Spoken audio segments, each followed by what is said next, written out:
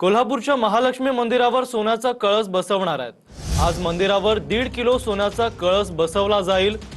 गोव्याचे माजी मुख्यमंत्री प्रतापसिंह राणे यांच्याकडून कळस भेट देण्यात आल्या। सुरुवातीला मंदिराच्या कळसाला पितळी कवच घातलं जाणार आहे। मोठ्या क्रेनच्या सहाय्याने पितळी कवच बसवण्याचं सध्या काम सुरू आहे।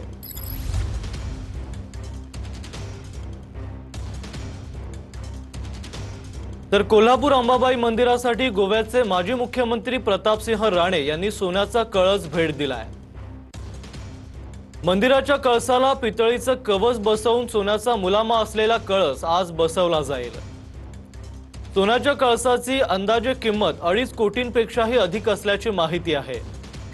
कळसाची एकूण उंची 13.5 फूट असून 7.5 फूट डेऱ्याची उंची आहे। या कळसामध्ये 200 किलो चांदी आणि 1.5 किलोहून अधिक सोनं वापरण्यात आलंय। कळसाचं काम पूर्ण होण्यासाठी जवळपास 1.25 महिन्याचा कालावधी लागलाय। पहिला 1 महिना तांब्याचा कळस बनवण्यासाठी तर 10 ते 15 दिवस कळसाला सोन्याचा पत्रा लावण्यासाठी गेलेत।